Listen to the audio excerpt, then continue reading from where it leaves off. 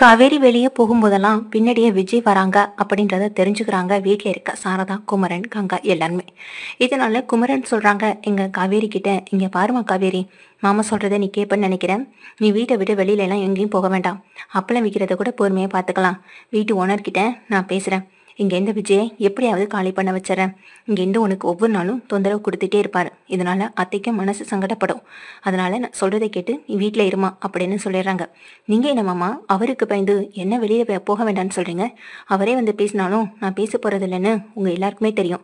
அதனால நான் அம்மா கிட்டேயும் சத்தியம் தான் பண்ணி கொடுத்துருக்கேன். அந்த சத்தியத்தை நான் என்னைக்குமே மீற மாட்டேன் மாமா அப்படின்னு சொல்றாங்க. வெளியில போகும்போதாவது அவரை பார்க்குற ஒரு சின்ன சந்தோஷமாவது நமக்கு கிடைச்சா போதும் தான் காவேரின்னு நினைக்கிறாங்க. அதுக்கேற்றது போலதான் காவேரி இந்த விஷயத்த பேசவும் செய்றாங்க. ஆனா இங்க இருக்க குமரனும் சரி சாரதாவும் சரி ஒத்துக்கவே இல்லை. ஆனா பாட்டியும் கங்காவும் இங்க காவேரிக்கு சப்போர்ட்டா பேசுறாங்க. இங்க பாரு குமரா, அவதான் போறேன், அதனால எந்த பிரச்சனையும் வராதுன்னு சொல்றாளன்னு சொல்ல, நீங்க கொஞ்சம் அமைதியா இருங்க அத்தை. எனக்கு தெரியும் இப்படிதான் என்னால பிரச்சனை வராதுன்னு சொல்லிட்டு கடைசியில் பெரிய பிரச்சனை ஏதாவது இழுத்து வச்சிருவான். தேவையா இது நமக்கு? அதனால நம்ம சொல்றதை நீங்க கேட்டுதான் நடக்கணும் அப்படின்னு சொல்லவும் செய்றாங்க. இதை கேட்டுட்டு இங்க காவேரி அமைதியா நிக்க, அம்மா அவளால எந்த பிரச்சனையும் வராது. வெளியில 4 இடத்துக்கு போயிட்டு வந்தாதான் அவன் மனசுல இருக்க பாரமும் கொஞ்சம் குறையும். விஜய் இன்னும் எத்தனை நாளைக்கு இங்க இருக்க போறாரு? நானும் அவரும் சேர்ந்து ஏதாவது ஒரு ஏற்பாடை பண்றோம், நீ எதுக்கும் கவலைப்படாதன்னு சொல்றாங்க. ஆனா வீட்டுல இருக்க சாரதா பிடிவாதமா சொல்லிடுறாங்க. காவேரி எங்கேயும் போக வேண்டாம், நானே வெளியில போய் இந்த அப்பளத்தெல்லாம் கொடுத்துட்டு வரேன்னு சொல்லி இங்க விடாப்படியா சாரதாவும் கிளம்பி போறாங்க. காவேரி இன்னைக்கு வெளியே வருவான்னு பார்த்து எங்க விஜய்க்கு ஏமாற்றமா தான் இருக்கு. தன்னுடைய அத்தை வெளியில வரதை பார்த்து அதிர்ச்சி அடைகிறாங்க.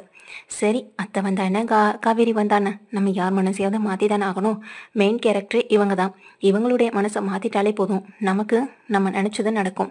இவங்க மூலமா எல்லாமே நடக்கும் அப்படின்னு நினைக்கவும் செய்றாங்க. இதனால இங்கேருந்து வெளியில போன இங்க அந்த சாரதாவை பார்த்துக்கிட்டு பின்னாடியே போறாங்க. இந்த தம்பி இப்ப திரும்பவும் நம்மளையும் ஃபாலோ பண்ண ஆரம்பிச்சுட்டானா? காவேரியை தான் ஃபாலோ பண்ணான்னு பார்த்தா இப்ப நம்மளையும் விடுறதில்லையே அப்படின்னு நினைச்சு சாரதா மனசுக்குள்ளேயே ரொம்ப நொந்து தான் போறாங்க. போறப்ப எல்லாம் பின்னாடி நிற்கிற எங்க விஜய் அத்தைகிட்ட பேசுவோமா வேணாமான்ற ஒரு கவலை வருது. ஆனாலும் பக்கத்துல போறாங்க, தன்னுடைய அத்தைகிட்ட பேசுறாங்க. அத்தை, நான் சொல்ற வர விஷயத்த தயவு செஞ்சு என் பின்னாடி வரது, இங்க ஏதாவது பேசி என் மனசை மாத்தலாம்னு நினைக்கிறது, இதெல்லாம் எப்போதும் நடக்காது. அதெல்லாம் கனவுல கூட நடக்காத ஒரு விஷயம். தயவு செஞ்சு பின்னாடி வராம இங்கேருந்து போயிடுங்க, அப்படி இல்லைன்னா நடக்கிறதே வேறன்னு சொல்லி சத்தம் போடுறாங்க. சரின்னு சொல்லி விஜயும் அமைதியா இங்கேருந்து வந்துடுறாங்க வீட்டுக்கு. காவேரி வெளியே வரலையே அப்படின்ற ஒரு எண்ணம் தான் உங்களுக்குள்ள போகவும் செய்யுது. இப்படியே 2 நாள் தொடர்ந்து இங்க மொத்த அப்பளத்தையும் விற்கிறதுக்காக சாரதா மட்டும்தான் போறாங்க. அடுத்த நாள் இங்க கங்கா சொல்றாங்க, அம்மா நீ இப்படி தனியா அலையறத பார்க்க எனக்கு கஷ்டமா இருக்கு. நானும் சும்மா வீட்டில் தானே இருக்கேன், நானும் வரேன்னு சொல்ல, இனி என் கூட வந்துட்டா கடையை யாரடி பார்த்துப்பான்? இன்னைக்கு ஷூட்டிங் இருக்குன்னு சொல்லி தானே நம்ம குமரன் மாப்பிள்ளை வெளியே போயிருக்காரு. இப்போ நீயும் கடைக்கு போகாம இருந்தா கடையோட நிலைமை என்ன ஆகுறதுன்னு சொல்றாங்க. அடி சாரதா, அவளாவது கடைக்கு போகட்டும், நான் வீட்டில் சும்மா தானே இருக்கேன், நான் வரேன்னு சொல்ல, இந்த வயசான காலத்துல இந்த வெயிலில் எங்கன்னு கண்டு உங்களை நான் கூட்டிட்டு போறது? அதெல்லாம் நீங்க எங்கேயும் வர வேண்டாம், வீட்டில் இருங்க அமைதியா அப்படின்னு சொல்ல, வீட்டிலே இருந்து எனக்கும் ரொம்ப கஷ்டமா இருக்குடி, எவ்வளோ நேரம் தாண்டி வீட்டிலே இருக்குதுன்னு சொல்ல, அதான் காவேரி இருக்கால அப்படின்னு சொல்றாங்க. நர்மதா ஸ்கூலுக்கு போயிட்டான், இந்த காவேரி வீட்டிலே அடைஞ்சு கிடக்குறோன்னு புலம்பிதான் தள்ளுறான். சரி, நம்மளாவது வீட்டை விட்டு வெளியில போகலான்னு பார்த்தாலும் என்னையும் வெளியே விட மாட்டேன். சரி, நான் பக்கத்துல இருக்க கோவிலுக்காவது போயிட்டு அப்படியே அங்க கங்காவுடைய கடைக்கும் போயிட்டு வரேன். நீ அப்பளத்தெல்லாம் கொடுத்துட்டு கடைக்கு வந்துரு, அங்கேருந்து நம்ம ஆட்டோ எடுத்துட்டு வந்துடலான்னு சொல்றாங்க. சரி, அப்படியே காவேரியும் கூட்டிட்டு போங்க, அவளை மட்டும் எதுக்கு தனியா விட்டுட்டு போறீங்கன்னு சொல்லி கேட்க, அவளா, அடியே கோவிலுக்கு வரியா அப்படின்னு சொல்லி கேட்குறாங்க. இல்லை, எனக்கு எங்கேயுமே வரத்துக்கு தோணலை, நான் வீட்டிலே இருக்கேன். என் மேலே நம்பிக்கை இல்லாமல் தானே என்னை வீட்டை விட்டு வெளியே அனுப்பலை, இப்போ மட்டும் எதுக்காக என்னை வீட்டிலேருந்து வெளியே போக சொல்கிறீங்க? நான் எங்கேயும் போகலன்னு சொல்லி ரூமை போய் கதவு சாத்திக்கிறாங்க. சரி, அவள் கிடக்கிற விடு, நீப்பா போகலாம் அப்படின்னு எங்கள் பாட்டி என்ன பண்ணுறாங்க, கங்காவை கூட்டிகிட்டு அங்கேருந்து கிளம்புறாங்க. வீட்டில் இருக்க சாரதாவும் அப்பளத்தை எடுத்துகிட்டு வெளியே போய்ட்றாங்க. என்ன இன்றைக்கும் அத்தை வெளியே தான் போகிறாங்க, நம்ம அவங்கள ஃபாலோ பண்ணி அவங்க மனசை மாற்றி எப்போ இதெல்லாம் நடக்கிறது? ஃபஸ்ட்டு காவேரி மனசில் என்ன இருக்குன்றதை நம்ம தெரிஞ்சுப்போம். காவேரி நம்ம கூட வாழ தயாராக இருக்காளான்றதையும் புரிஞ்சுப்போம் அப்படின்னு நினைக்கவும் செய்கிறாங்க. காவேரி தனியாக வீட்டில் தான் இருப்பான், அவகிட்ட இந்த நேரம் போய் பேசலாமான்னு தோணவும் செய்யுது. என்ன எப்போதும் இவன் நம்ம பின்னாடியே வந்துட்டு இருப்பான், இன்னைக்கு ஆளாக்கானும் காவேரி வீட்டில் தனியாக இருக்கிறது தெரிஞ்சு அப்படின்னு சொல்லி யோசிக்கிறாங்க. நிச்சயமாக காவேரி நமக்கு கொடுக்குற சத்தியத்தை நிச்சயமாக மீற மாட்டான்னு சாரதாவுக்கு தோணவும் செய்யுது. சரி, நம்ம எதுவாக இருந்தாலும் அப்பளத்தை கொடுத்துட்டு சீக்கிரமாக வீட்டுக்கு போகலான்ற ஒரு முடிவோடு இருக்காங்க சாரதா. இதுக்கு இடையில வீட்டில் இருக்க அங்கே விஜய் பார்க்க வீட்டு ஓனர் வராங்க. என்னப்பா வீடெல்லாம் பிடிச்சிருக்கான், எப்படி இருக்கு அப்படின்னு சொல்லி கேட்குறாங்க. நல்லா இருக்குது, ரொம்ப நல்லா இருக்கு, இந்த வீட்டை நான் தேடி கண்டுபிடிச்சில வந்திருக்கேன்னு சொல்ல, அப்படியா இந்த வீட்டையா அப்படின்னு சொல்லி கேட்க, இல்லை ஏற்கனவே கேள்விப்பட்டேன் இங்கே வீடு 2க்கு இருக்கு, நல்ல வீடுன்னு சொன்னாங்க, அதனால தான் சொன்னேன்னு சமாளிக்கிறாங்க விஜய். சரி அந்த வீட்டில் யாருமே இல்லையா என்ன அப்படின்னு சொல்லி கேட்க, அந்த வீட்டில் ஒரு பொண்ணு மட்டும் தான் இருந்துச்சு. நானும் போய் ரொம்ப நேரமாக கூப்பிட்டுட்டே இருக்கேன், கதவை திறக்கவே மாட்டுது. என் ஆத்துக்காரி தான் அந்த பொண்ணையும் உங்களையும் வீட்டுக்கு கூட்டிகிட்டு வர சொன்னான் அப்படின்னு சொல்கிறாங்க. எங்கே 2 பேரையுமா எதுக்குன்னு சொல்லி கேட்க, இல்லைப்பா வீட்டில் ஒரு சின்ன பூஜை, வெளியிலேருந்து 4 பேரை கூப்பிட்டு சாப்பாடு கொடுக்கணும். சரி அதான் பார்த்தேன், நீங்களும் இங்கே தான் இருக்கீங்க, அந்த பொண்ணும் இங்கே தான் இருக்குது, சரி 2 பேரையும் கூப்பிட்டு சாப்பாடு கொடுத்துடலான்னு யோசிச்சோம், அதனால தாப்பான்னு சொல்கிறாங்க. ஓ அவ்வளோதான் விஷயமா, சரி வாங்க நம்ம போய் கூப்பிட்டு பார்க்கலான்னு எங்கள் விஜயும் வீட்டு ஓனரும் வராங்க. கதவை திறமா காவேரி அப்படின்னு சொல்லி எங்கள் வீட்டு ஓனர் கதவை தட்டுறாங்க. எவ்வளோ தான் கதவை தட்டினாலும் எங்கள் காவேரி கதவை திறக்கவே இல்லை. என்னாச்சு காவேரி, இப்படியெல்லாம் வீட்டை சாத்திக்கிட்டு ரொம்ப நேரம் உள்ளே இருக்க மாட்டாளே, இவ்வளோ நேரம் ஆயும் கதவை திறக்கலன்னா எனக்கு கொஞ்சம் பயமும் பதட்டமாகவும் இருக்கே அப்படின்னு விஜய் பயப்படுறாங்க. விஜய் கதவை திரும்ப திரும்ப தட்டுறாங்க, திறக்கவே இல்லை எங்கள் காவேரி. இதனால இவங்களுக்கு இன்னமும் பயம் அதிகமாகவே போய்கிட்டு இருக்கு. உடனே எங்கள் விஜய் சொல்கிறாங்க, ஒருவேளை உள்ள காவேரிக்கு எதுவும் ஆயிருக்குமோ என்னமோ அப்படின்னு சொல்ல, என்ன நீ வேற இப்படி பயமுறுத்துறீங்க, அப்படிலாம் இந்த வீட்டில் யாருக்கும் எதுவுமே ஆகாதே அப்படின்னு சொல்லி இங்கே வீட்டு ஓனர் பயப்படுறாங்க. சரி இருங்க நான் கதவை ஓப்பன் பண்ணி பார்க்குறேன்னு சொல்லி எங்கள் கதவை வந்துட்டு தள்ளி தள்ளி எப்படியோ ஓப்பன் பண்ணிடுறாங்க. உள்ளே போய் பார்த்தா அங்கே காவேரியை காணும். காவேரி எங்கேம்மா இருக்குன்னு சொல்ல, காவேரி காவேரின்னு இன்னொரு பக்கம் விஜய் சத்தம் வராங்க. என்னப்பா என்னை விட நீ தான் அதிகமாக துடிச்சு போகிற அப்படின்னு சொல்லி கேட்க, இல்லை வீட்டில் தங்கியிருக்க ஒரு பொண்ணு எதுவாக இருந்தாலும் நீங்கள் தானே பதில் சொல்ல வேண்டியிருக்கும், அதனால தான் சொல்ல, நீ சொல்கிறதெல்லாம் சரிதான்ப்பா, வீட்டில் குடி வைக்கிறத விட அவங்களுக்கு எந்த பிரச்சனையும் வராமல் பார்த்துக்கிறதான் பெரிய வேலையாகவே இருக்குது, அதுவும் பொம்பளை பிள்ளைகளை பாதுகாக்கிறது அதை விட பெரிய வேலையால் இருக்குன்னு சொல்லவும் செய்கிறாங்க. சரி நான் இங்கே தேடுறேன், நீங்கள் அங்கே போய் பாருங்கன்னு சொல்லி தேடவும் செய்கிறாங்க. காவேரியை காணும். ஒருவேளை ரூம் சாத்திருக்கே, ரூம்குள்ளேயே இருக்காளோ என்னமோன்னு சொல்ல விஜய்க்கு பயம் பதட்டம் இன்னும் அதிகமாகிடுது.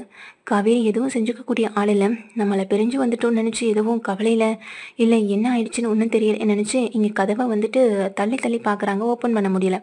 ஜன்னல் வழியாக போய் எட்டி பார்த்தா தான் தெரியுது காவேரி பெட்டில் மயங்கி கிடக்குறாங்க. காவேரி என்னம்மா ஆச்சு உனக்கு அப்படின்னு இங்கே விஜய் ரொம்பவே துடிச்சு போகிறாங்க.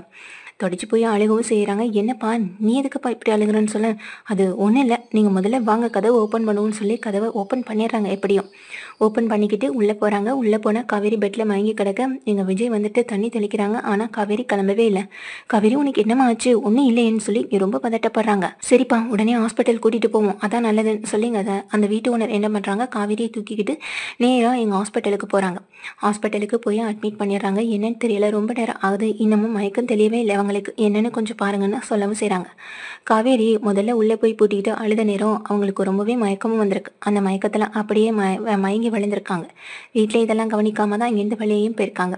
இதுக்கிடையில தான் இந்த விஜயும் வீட்டு ஓனரும் வந்து கதவை ஓப்பன் பண்ணி இங்கே காவேரியை கூட்டிகிட்டு போய் ஹாஸ்பிட்டலில் அட்மிட் பண்ணவும் செஞ்சுருக்காங்க. அட்மிட் பண்ணதுக்கு பிறகு தான் உங்களுக்கு விஷயமே தெரிய வந்திருக்கு. என்ன ஏதுன்னு பார்த்தா இங்கே செக்அப் பண்ணிட்டு இருக்காங்க டாக்டரும். வெளியில் வெயிட் பண்ணிட்டு இருக்காங்க. நம்ம காவேரியுடைய ஃபேமிலிக்கு ஃபோன் பண்ணி விஷயத்த சொல்லலான்னு பார்த்தா யாருக்குமே ஃபோன் ரீச் ஆக மாட்டுதுன்னு சொல்லி எங்கள் வீட்டு ஓனரும் சொல்ல, வெயிட் பண்ணுங்க, இன்னும் கொஞ்சம் நேரத்தில் எப்படியும் அவங்க வந்துடுவாங்க, வீட்டில் காவேரி இல்லைன்னா அவங்களே உங்களுக்கு கால் பண்ணுவாங்கன்னு சொல்கிறாங்க விஜயும். சரின்னு சொல்லிட்டு எங்கள் வீட்டு ஓனர் வெயிட் பண்ணிட்டு இருக்க, என்னாச்சு இந்த பிள்ளை இவங்க வீட்டுக்கு வந்த நாளே நல்லா தானே இருந்துச்சு, திடீர்னு என்னாச்சுன்னு தெரியலன்னு சொல்ல, ஆமாம் அங்கேருந்து டாக்டர் வெளியே வரேன், என்னாச்சு டாக்டர், எங்கள் காவேரிக்கு எதுவும் இல்லையேன்னு முதல்ல ஆளாக ஓடி போய் விஜய் விசாரிக்கவும் செய்கிறாங்க. விஜய் இப்படி காவேரிக்காக துடிக்கிறதையும் காவேரி என்ன பண்ணுறான்னு ஒவ்வொரு நிமிஷம் கேட்டுக்கிட்டு இருக்கதே பார்த்து இங்கே இவங்களுக்கு கொஞ்சம் ஒரு சந்தேகம் வருது. இருப்பா இப்போ தான் டெஸ்ட்லாம் எடுத்திருக்கோம், என்ன ஏதுன்னு பார்த்துட்டு சொல்கிறோன்னு டாக்டர் உள்ளே போயிடுறாங்க. அப்போ வீட்டு ஓனர் கிளம்பி வந்து எங்கள் விஜய்கிட்ட கேட்குறாங்க, நான் ஒன்று கேட்கணும், கேட்கலாமான்னு சொல்லி கேட்க, உனக்கு ஏற்கனவே இந்த பொண்ணை தெரியுமா, நீ துடிக்கிறதையும் இப்படி அழுகிறதையும் பார்த்தா எனக்கு அப்படி தான் தோணுதுன்னு சொல்ல விஜய் எதுவுமே பேச முடியாமல் அமைதியாக நிற்கிறாங்க. சொல்லுப்பா உனக்கு தெரியுமான்னு கேட்டேன் அப்படின்னு சொல்கிறாங்க. அது அப்படின்னு விஜய் தயக்கத்தோடு நிற்க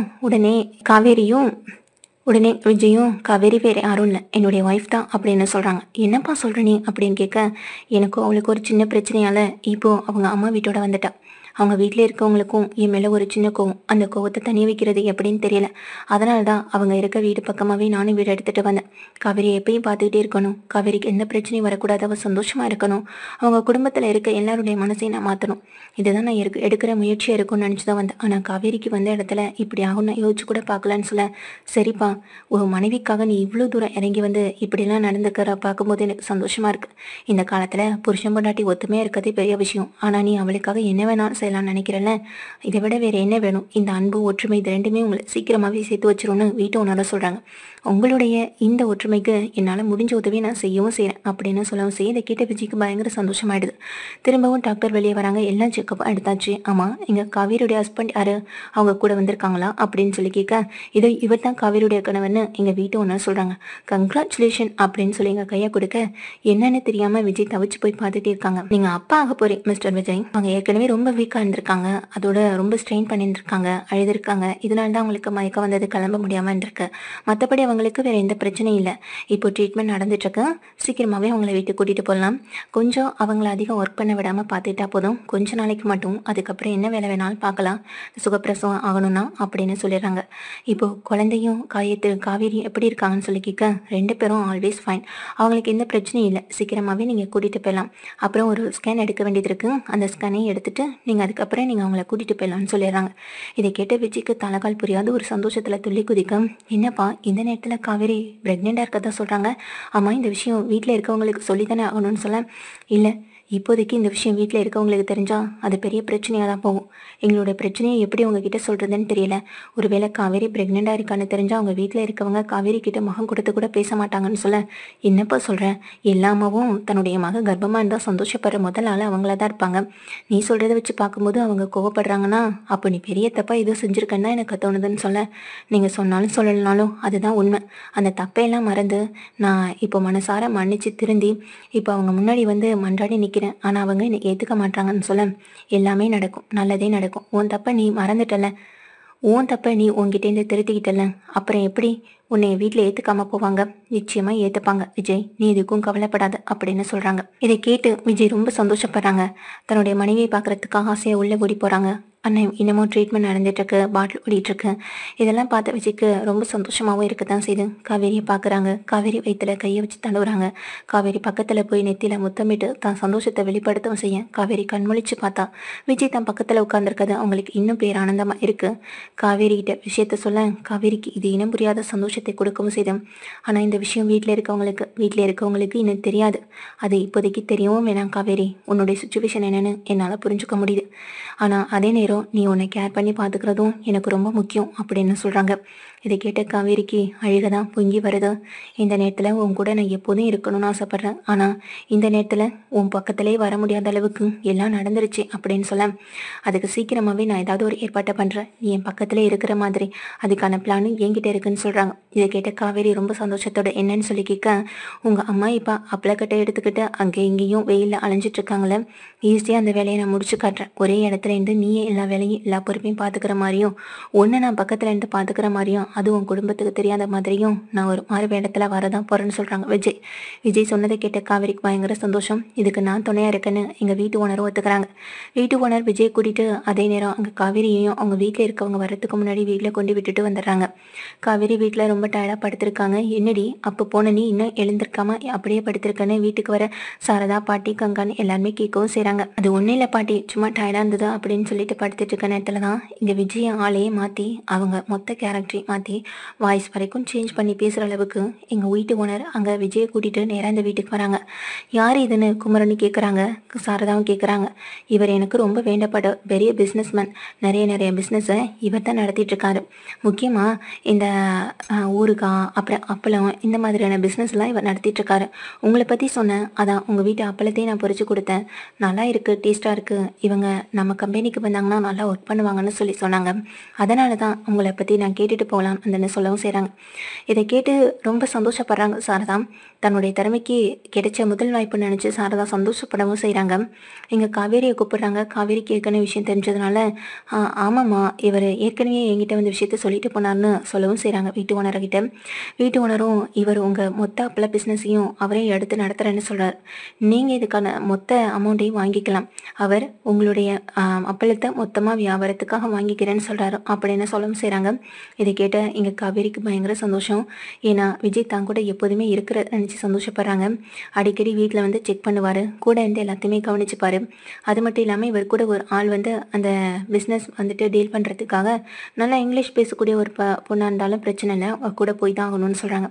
காவேரி இருக்காளே அவள் சூப்பராக பேசுவான்னு எங்கள் குமரன் சொல்ல, சரி அப்புறம் என்ன, காவேரியை இவர் கூட அனுப்பி வச்சிங்கன்னா போதும், மொத்த பிஸ்னஸையும் சீக்கிரமாக டீல் பண்ணி முடிச்சுட்டு வந்துடுவாங்கன்னு சொல்லவும் செய்கிறாங்க. இதை கேட்டதும் ரொம்ப சந்தோஷப்படுறாங்க. இங்கே சாரா தான் ஒத்துக்கிறாங்க. இந்த கர்ப்பமாக இருக்கிற இந்த நேரத்தில் தன்னுடைய மனைவியை தன் பக்கத்திலே வச்சுக்கணும்னு நினச்ச விஜய்க்கு இது ரொம்ப ரொம்ப சந்தோஷத்தை கொடுக்குது. முக்கியமாக இதுக்கு உதவி பண்ண வீட்டு ஓனரை தனியாக பார்த்து தன்னுடைய நன்றியை சொல்லவும் செய்கிறாங்க. அதை விட பெரிய ஆனந்தமே இங்கே காவேரி வயிற்றுல குழந்தை வளருது. இந்த விஷயத்த தாத்தா பாட்டிகிட்ட சொல்லாமல் மறைக்கிறாங்க. ஏன்னா தாங்க 2 பேரும் ஒன்று சேர்ந்ததுக்கு அப்புறம் தான் இந்த விஷயத்த சொல்லணுன்றதுல உறுதியாக இருக்காங்க. அதே நேரம் ராகினிக்கும் இந்த விஷயம் தெரியக்கூடாதுன்றதுல ரொம்ப கவனமாகவும் இருக்காங்க.